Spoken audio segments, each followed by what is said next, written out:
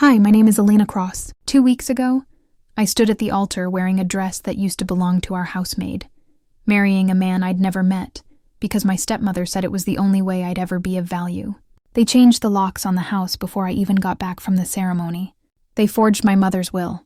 They told the world I didn't exist, cut me out of wedding photos, edited me out of family videos. But the worst part, my own father. He watched it all happen, then handed me a bill for the flowers. Why would a family go this far to erase one of their own? And why did they choose a beggar for my husband? Would you believe me if I told you he wasn't who they thought he was? Or that the only real mistake they made was underestimating me? It started with the envelope. A soft ivory color, embossed edges, the kind of stationery you'd expect for a southern wedding of taste and tradition. Marissa handed it to me at the breakfast table with a casual flick of her manicured wrist. "Don't bend it. That paper wasn't cheap," she said, sipping her coffee, not even looking up. I slid a finger beneath the flap, expecting to see something elegant, maybe even beautiful, and then I froze. My name wasn't there, printed in shimmering gold calligraphy. "You are cordially invited to the union of Mr. Damien Hale," in a blank space. Just a line, no name. My breath caught. "This must be a draft copy or something," I muttered. Marissa's gaze lifted just long enough to pierce mine. "It's just a design oversight, sweetheart. The groom's name is what matters anyway. Besides, everyone knows it's you." She didn't say it with cruelty, not overtly. But there was something in her voice, a subtle dismissal, as if I were a placeholder, not a person. Like I should be grateful to be mentioned at all. That was the first moment I felt it. The quiet unraveling of whatever dignity I thought I had left in that house. Later that afternoon, Selena stormed into my room with a plastic garment bag slung over her shoulder. "Here," she said, tossing it onto my bed. "Found something for your big day." I unzipped it slowly, praying for lace, silk, anything soft. What met my fingers was stiff and scratchy. A yellowing hem, mismatched buttons. It wasn't even white. It was beige, and not the elegant kind. "This was Clara's," Selena said. "Remember her? That maid who married the janitor? Mama kept it in case one of the staff needed a backup gown." I stared at her. "You want me to wear this?" Selena rolled her eyes. "Oh, come on. You're not exactly debutante material. This isn't about the dress. It's just a formality." I didn't respond. I didn't scream or cry. I just carried the dress into my bathroom, locked the door, and let the silence wrap around me like that God-forsaken gown. And the next morning was supposed to be for family portraits. Marissa's idea. An elegant documentation of our family's generational beauty, as she put it. I came downstairs in a plain blouse and skirt. All I had that wasn't stained or borrowed, only to see the photographer already snapping shots of Marissa and Selena in matching lilac ensembles. My father stood behind them stiffly, arms crossed like he didn't know where to put them. When I asked if I should join, he smiled tightly. "Oh, we already have plenty, darling. These are just feature shots." I didn't push it. I just stood there, arms at my side, watching as my family posed like I didn't exist. We arrived at the church at noon. The sanctuary was stunning. Tall stained glass windows, polished oak pews, a string quartet quietly warming up near the altar. Guests chatted softly, dressed in pastels and linen suits. It should have felt special. Instead, I was led through a side door, past the dressing rooms and into a small tiled vestibule near the restrooms. "This will be your holding spot until they call for you," the event coordinator whispered. She looked about 19 and nervous. I stood there, awkward in the borrowed dress, holding a bouquet that still had the price tag on it. I remember catching a glimpse of my reflection in the glass pane of a nearby door. The woman staring back at me looked tired, washed out. Her shoulders slumped. Her mouth didn't know whether to smile or scream. And then he appeared. Damien. He looked exactly like what everyone had whispered. Threadbare suit, scuffed shoes, one sleeve slightly shorter than the other. But his eyes held something mine had lost. Kindness. "Do you want this?" he asked softly. His voice was low, calm. He didn't sound embarrassed. He didn't look smug. He just looked present. I didn't answer right away, but after a long pause, I nodded. Not because I did, but because saying no would have required strength I didn't have anymore. He gave a slight nod in return, then stepped aside as the coordinator gestured toward the sanctuary doors. We didn't walk in together. We weren't announced. No one rose to greet us. There was no music, no flowers tossed, no camera flashes. It was as if I was being ushered into a courtroom, not a wedding. Marissa caught my eye as I walked past the first row. Her smile was tight, her posture perfect. "Smile," she whispered as I passed. "This will be the best thing that ever happened to you." Behind her, Selena snickered, adjusting her purse. I stood beside Damien at the altar, my hands trembling, heart numb. The minister spoke. I couldn't tell you what he said. My ears buzzed. My skin itched in that awful fabric. I just remember nodding when prompted, repeating what I was told, letting them tie the figurative noose with every vow. When it came time for the ring, Damien reached into his pocket and pulled out a piece of twine, a string. He tied it gently around my finger. "There," he said softly, "something simple." I swallowed hard, not because of the string, but because no one, not a single person, stood up to stop this. Not my father, not even me. As the minister pronounced us husband and wife, I turned my head slightly, listening for applause. There was none. Just the scrape of shoes against the floor as people stood and shuffled toward the exit like the end of a long meeting. I didn't cry. I didn't collapse. I didn't scream. I just stared at that string on my finger and wondered if it could unravel the life I used to know. I wasn't wearing my name. I wasn't wearing a dress of my own. I wasn't standing next to someone I chose, and yet somehow this was my wedding day. By the time we left the church, the light had started to shift. Late afternoon fading into something dimmer, quieter. I didn't remember the drive back to the house. I was in the back seat of Marissa's car next to Selena, who spent most of the ride checking her lipstick and texting. Damien sat in the front, quiet as always. No one spoke to me. The car pulled into the circular driveway. As I reached for the door handle, Marissa cleared her throat. "You won't be needing to come inside," she said, eyes straight ahead, voice smooth like she was reading a menu. I blinked. "I just need to grab my bag." Marissa exhaled as if I had asked to borrow her jewelry. "Your things were moved this morning. There's no need to go back in. You're a married woman now. This house isn't your home anymore." I looked past her toward the house. My room third window from the left upstairs was dark. "You already changed the locks." My voice cracked more than I wanted it to. She didn't flinch. "It's standard procedure. We had a locksmith come by after the ceremony. It's best for everyone."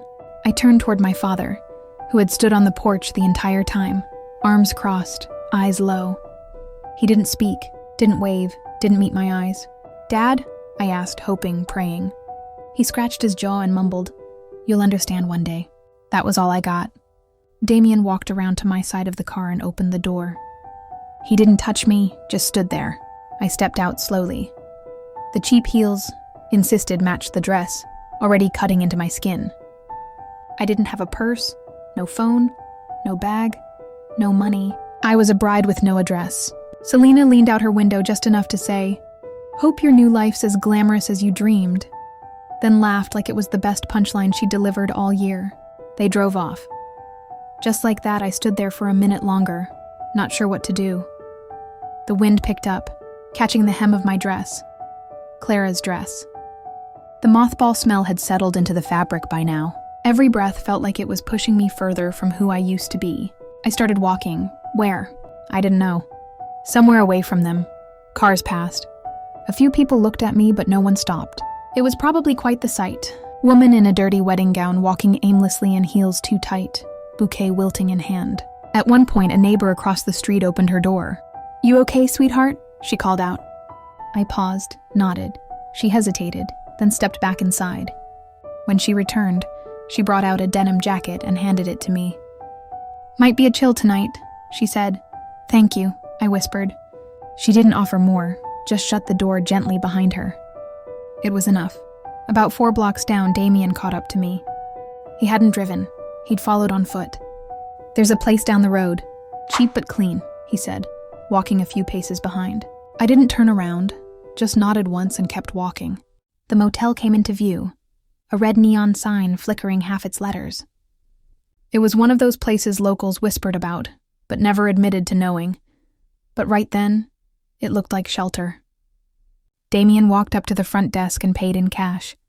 No questions, no commentary. Room 104 smelled like bleach and stale air.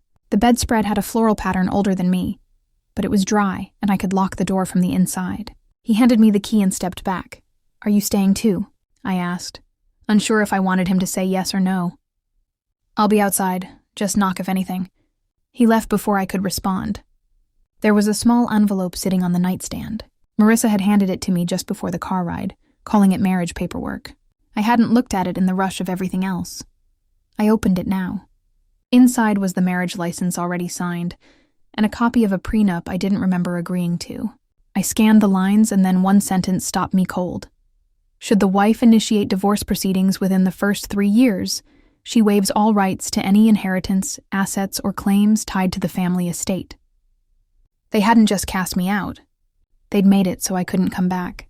Even if I tried, it was all premeditated. The wedding, the dress, the invitation with no name, the ring.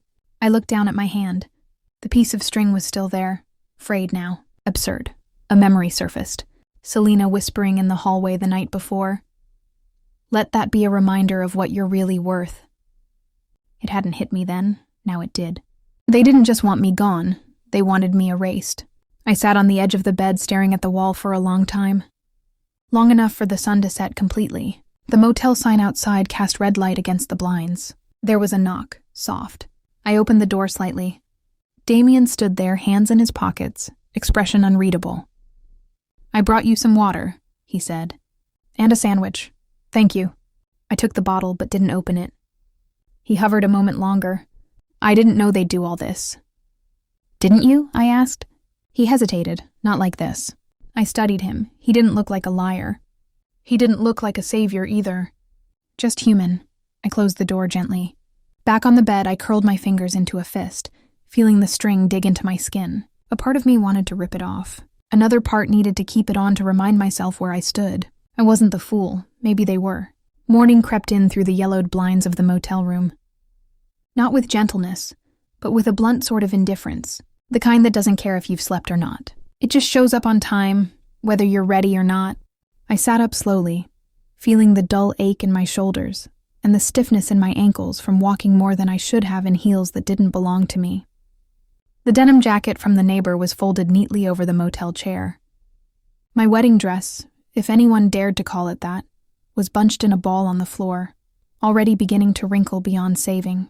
The string around my finger remained, now tighter than I remembered, as if my body was trying to absorb the lesson it symbolized. I washed my face in the cracked sink, pulled my hair back into a low knot, and slipped on my shoes again, though my feet protested. I didn't have many options. My phone, clothes, everything else, left behind in a home that no longer claimed me. The walk to my father's print shop wasn't far, just a few blocks away, past the diner where he used to take me on Saturdays. I glanced at the window as I passed. They had a specials board out front written in the same thick, uneven handwriting I remembered from when I was 10. For a moment, I thought about stopping in for a coffee just for something warm to hold, but decided against it. I didn't want anything clouding what I came to do. The bell above the shop door jingled when I pushed it open. The sound hadn't changed. The place hadn't either. Same shelves of paper samples, same dusty counter with stacks of outdated invoices. Same photo of my father shaking hands with a local councilman framed behind the register. Gideon Cross was seated behind the counter, flipping through a catalog. He looked up when he heard the door, but didn't react with surprise. Didn't stand, didn't smile, just a nod. "Morning," he said, like we were two neighbors meeting in line at the post office. I stood there for a moment, unsure how to respond to such a hollow greeting. Finally, I replied, "Hey, Dad." He nodded again, then reached behind the counter, pulled out a styrofoam cup, and gestured toward the ancient coffee maker. "It's from yesterday, but still hot." I shook my head. "No, thank you." Silence settled between us like dust. "Heavy, familiar? You look tired," he said. Eventually, I let out a breath through my nose. I was locked out last night. He didn't flinch, Marissa told me. Said it was for the best. For who? He didn't answer. Instead, he slid a manila envelope across the counter. "What's this?" "Everything she asked me to cover for the ceremony," he said without looking up. "Invoices, catering, flowers, venue deposit. She wanted it handled through the shop account." I opened the envelope. Inside were printed receipts, all neatly paper-clipped, itemized, labeled, efficient. There was no note, no congratulations, no "I'm proud of you." Just numbers. "Did you help pick the dress?" I asked, voice steady. "No. That was between Marissa and Zinnia. You know how they are." I nodded slowly. Yeah, I do. I folded the papers back into the envelope and placed it on the counter. Why didn't you stop it? I asked, not accusingly, but like someone asking for a weather update, something you can't change but want to understand. He scratched his chin. It was already in motion. You know how she gets when things are planned. I'm not a spreadsheet, I'm your daughter. He met my eyes, then looked away. It wasn't the right time for a fight. And when will it be? Still nothing. I moved to a nearby stool and sat down. The edges of the seat dug into my legs. I didn't care. You watched them humiliate me, I said quietly. You watched them dress me in someone else's past. You stood there when I was erased from the invitation, from the photos, from your house. He rubbed the bridge of his nose, a habit I remembered from childhood. When I scraped my knee, when Mom got sick, when bills stacked up, it was always that same motion. You know how Marissa is, he finally said. I leaned forward. Yes, but what about you? What kind of man lets his daughter get sold off like livestock and says, you know how she is? His voice cracked for the first time. I didn't want to lose the family. You already did. The silence that followed wasn't just awkward, it was grief. The slow kind, the kind that sits at your dinner table and sleeps in the guest room. It had been there between us for years. I just hadn't named it until now. My gaze drifted to the corner of the shop where a dusty bookshelf held forgotten office supplies and an old picture frame. I stood and walked toward it. In the frame was a photo, me at 10, holding a soccer trophy, flanked by my mother on one side and Gideon on the other. We looked happy, though I now knew that moments like that were fragile, temporary. She would have stopped this, I said. She hated conflict, he replied. No, she hated injustice. There's a difference. His face softened then. Not in agreement, but in admission. She always said, you were sharper than me, he murmured. Maybe she was right. I turned to him, finally asking the question I had buried for years. If it had been Zinnia in my place, would you have let them treat her like that? His breath hitched. He didn't answer. That was enough. I stepped back toward the counter, lifted the envelope again, and tucked it into my jacket pocket. Not because I wanted it, but because I wanted the record. I hope whatever comfort you got from staying silent was worth it, I said. He didn't move. I walked to the door, hand resting on the knob. There were no hugs. Everything looked official, stamped, signed. But not by the same hand. My mother's signature on the will I held now was strong, familiar, graceful. The signature on the one Marissa provided, the one Rowan and I had signed during the rushed ceremony, was almost identical, but just off enough. I reached for my phone, realized it wasn't there. It was still at the house, probably reset, probably erased. I stood up, paced the room. The prenup Marissa gave me, now sitting folded on the edge of the Bible, mentioned that I waived all inheritance rights. How could I waive something they told me never existed? 3 blocks in silence before he stopped in front of a corner cafe. It was the kind of place that smelled like burnt espresso and comfort. We slid into a booth and he didn't speak until the waitress brought our drinks. I overheard something, he said finally, hands wrapped around his cup. Back when your stepmother called me to arrange the wedding stuff, I was on the phone with Xenia, and they didn't realize I hadn't hung up. I stayed still. They were talking about you, about getting you married off so they could tie up the last loose end. Marissa said something like, once she's out, the will's useless. The girl's never been smart enough to fight it. He paused. I didn't know what to do with that. I didn't know you. I looked at him for a long time, and now he pulled out his phone, thumbed through messages, and handed it to me. I saved the voicemail. I pressed play. It was a bit scratchy at first, but then I heard her voice. Clear, smug, cold. Once she's married off, she's not our problem. That signature's gone, she'll never prove it. Xenia laughed in the background. You really think she won't try? She can try all she wants, but I buried her the day she put on that dress. My stomach twisted, but my mind didn't falter. I didn't cry. I didn't throw the phone. I simply whispered, send that to me. He did. That night, back at the motel, I sat on the bed with the printout from the courthouse in one hand and the audio file looping on my laptop. I didn't scream. I composed an email. No subject, just the recording and a sentence. You signed more than paper. You signed your legacy away. I sent it to Marissa's personal address. Not the business one, not Xenia. Just hers. I knew she'd see it. I knew she'd hear her own voice. I didn't include a threat. I didn't have to.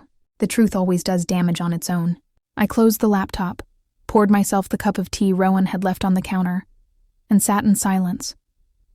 Not brooding, planning. I found it still there, my mother's scarf, hanging on a wooden hanger as if it had been waiting. I took it down gently, pressed it to my face, let the scent fill my lungs. Then I heard her heels. Marissa. She walked in like she still owned it, like she'd caught an intruder. Except this time, the title didn't belong to her. "You don't have to do this," she said. I turned slowly. "I'm not doing anything. I just walked into my house." Her face twisted. "This isn't you. You're not this cruel." "No," I said calmly. "That's why I didn't change the locks the moment the papers cleared. That's why I gave you 30 days. She scoffed. "You think this proves something?" "It proves," I said evenly, "that I don't need to scream to be heard."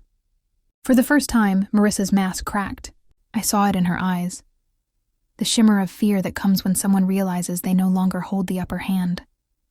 I didn't tag Celine. I didn't call her out. I didn't need to. By sundown, Marissa Gate was trending. It wasn't just the forged documents that caught people's attention. It was the silence that followed. Neither Marissa nor Celine had anything to say. Influencers unfollowed. Brand deals quietly vanished.